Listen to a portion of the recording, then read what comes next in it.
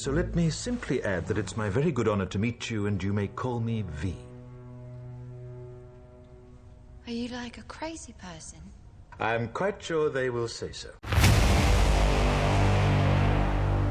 V for Vendetta was released in 2005 and was directed by James Mctiegue and stars Hugo Weaving as V, a lone freedom fighter who plots to overthrow the fascist government with the help of a young woman played by Natalie Portman. Also starring Steven Ria, who plays a detective trying to capture the man they call V. What's going on, everyone? My name is Jason. You're watching Backtrack Cinema, where we talk movies of the past that you know and love. And this is the Alphabet Action Movie Challenge, and we're on the letter V, doing V for Vendetta.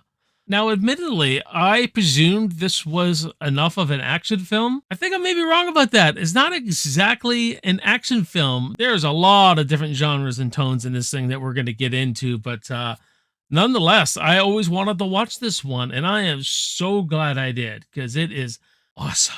And I wasn't very interested in this movie back when it come out. It seemed silly almost. It just seemed silly to me, this movie. And so it wasn't until I started doing YouTube, watching other people review movies, and then saw this praise about it. So, and, brought to us by the Wachowski brothers who did The Matrix. And, I already did one James Mctiegue movie already, Ninja Assassin.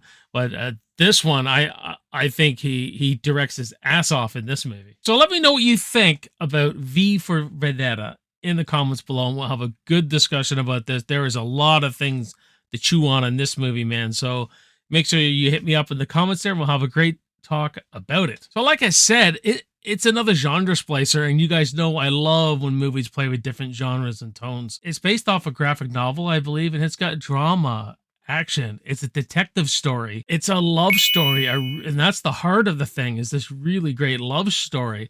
It feels like a period piece. That's one of the things when I started watching this, I didn't realize it was the future, where this dystopian world. I always thought it was in the past, back in the 1700s, but that's because of our main character, V, and his theatrics and everything like that. And I really commend James Mctiegue here, because he really balances all the tones really well. I mean, there's moments it's satirical, it's funny, dark, disturbing, it's thrilling, but it's all wrapped up into one voice. That may sound fucking easy, but that is not easy. You see filmmakers all the time falling on their face trying to balance several tones, inserting comedy where it should be, all that kind of stuff. And I really commend him for this. Really do. If you haven't seen this before, I warn you that you really need to pay attention. There's a lot thrown at you at once. I think the average moviegoer will be on board for V's main mission, but your attention is really focusing on the dialogue and the politics, and that may feel clunky to some people. Not me personally, but that's just an observation I made that I think, because I just don't want to give you guys my opinion. I want you to come onto the channel and say, will I like this movie? So I'm just saying that there may be some people, you may be one of them, that you may find it a bit clunky and a bit unfocused, kind of. But I recommend just sticking with it while you're watching it, because fascinating movie, man. It's really one man's fight against a dictatorship, to overthrow this fascist government. You draw parallels to like the Nazi regime. And after watching this movie, I just kept thinking to myself, like, man, what if the Nazis, the Germans, would have won? What kind of world would we be living now if the Allied forces didn't win? So, I like movies that kind of give you something and just make you appreciate your freedom and stuff like that. I think I really should have watched this maybe a second or third time before this review, but that's how it goes when you're reviewing movies, man. We begin this movie with Natalie Portman's character, Evie. I think that's how you say it. I apologize if that's not how you say it. Like I said, I should have watched this again. We see this world where there's a curfew at night. There's no music. There's no freedom of speech. There's nobody getting knowledge. There's no one thinking, no free thinkers, no one thinking for themselves.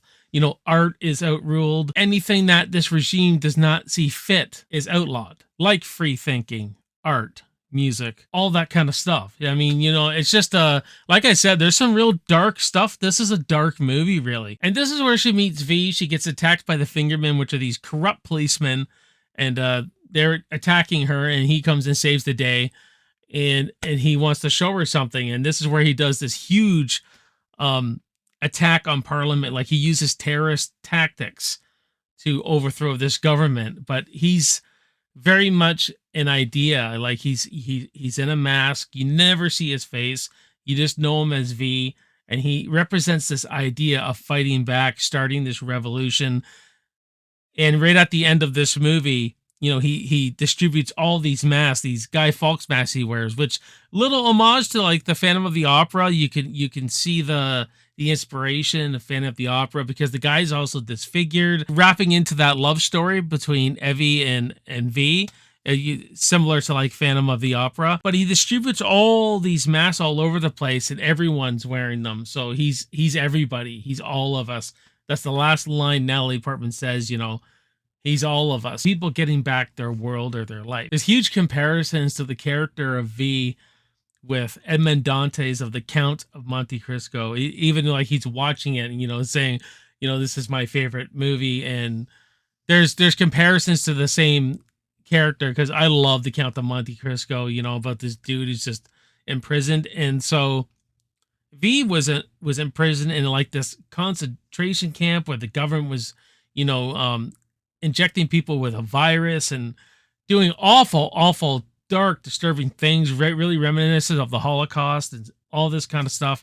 And so he's on a mission. He's out to all the people that wronged him. When he gets out, he's going after all these people. It starts as hatred and becomes like this obsession for this character. I love Hugo Weaving as this character. He's educated, he talks elegantly, and he represents everything he's fighting for. Some of the greatest lines of this film are from him. And I love like how he fights with a sword and everything like that. And while he's fighting, he's spouting off philosophy and all this kind of stuff. So you really got to focus and really pay attention, because everything he says means something.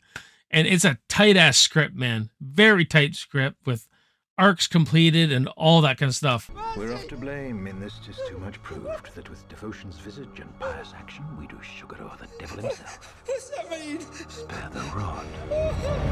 And Hugo Weaving really brings that star power and charisma, and the way he uses his voice, man. Like this is a guy who really has a good voice and knows how to use it, and with his body language and everything really created a character that I just enjoyed every minute he was on the screen. Even though the movie's not full-blown action, there are some little action sequences in it that are really thrilling, and some of them are more slow burn like the ending action scene here is just awesome, and a little homage to a spaghetti western kind of thing where he's wearing armor underneath him, so when they're shooting at him, this plate drops just like Clint Eastwood.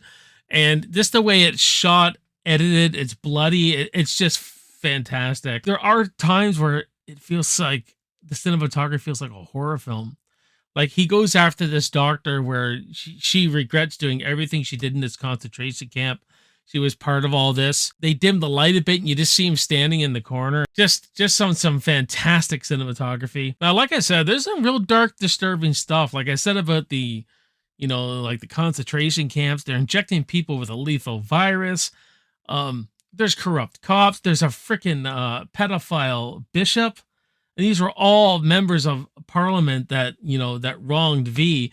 And this is what gets me is that, they injected this virus kind of to start this war. And so they could control things and reorder the government into a dictatorship. That is fucking disturbing. This movie is so good, man. And when he says, there's a great line when he says, the people should never fear the government should fear the people. I love that line. Just absolutely love it. And this movie's chock full of great dialogue. Now, Natalie Portman is brilliant in this freaking movie. I can't believe I'd never watched this movie, because she is brilliant. And let's face it, Star Wars almost ruined this woman's career. The trilogy with Padme and everything. She really had to claw back into Hollywood and get roles like this. And thank God she did, because she's brilliant. Brilliant in this movie. And she's this average woman who lives in fear, has this traumatic past, as her parents were activists against this regime.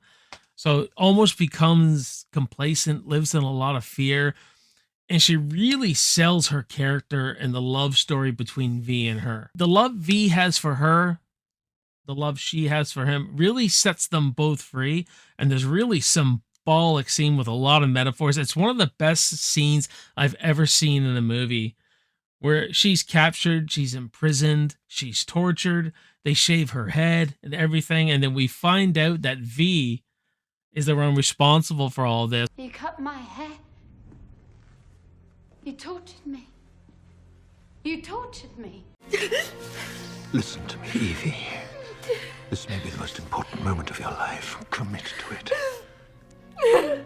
He wanted to show her a life without fear because that's what he went through. So he wanted to put her through what he went through. And she comes out and, you know, she stands in the rain and everything like that. And you know, she's look at it as almost like a baptism. You know, I'm starting over again. I'm brand new. You know what I mean? So the love she has for him makes him drop his hatred. The love he has for her makes her live without fear. And it's just, they do it in such a symbolic, there's metaphors to it with fire and rain and really, really stunning visuals. It's just amazing. Absolute perfection. And I really love how the roses, he always drops whenever he kills someone, he drops a rose on them. And the rose really symbolizes revenge. Now, I could go on all day about this movie, guys, but this is going to take a few watches, man. But there's my thoughts on V for Vendetta. I really recommend that you guys check this movie out. Do not let this one pass by you for too long. This is a fantastic film.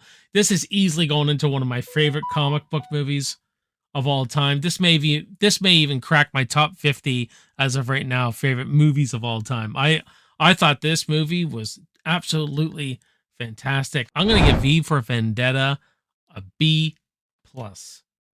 I really appreciate you guys taking the time to watch this video. Go down the rabbit hole, check out the other reviews I've done on the channel. Just go in there, click on a review. That will take you to another one, Have fun on the channel. That's what it's here for, to have fun and just talk movies, man. My name is Jason. You're watching Backtrack Cinema. I will see you next time, and I will see you in the movies. Cheers.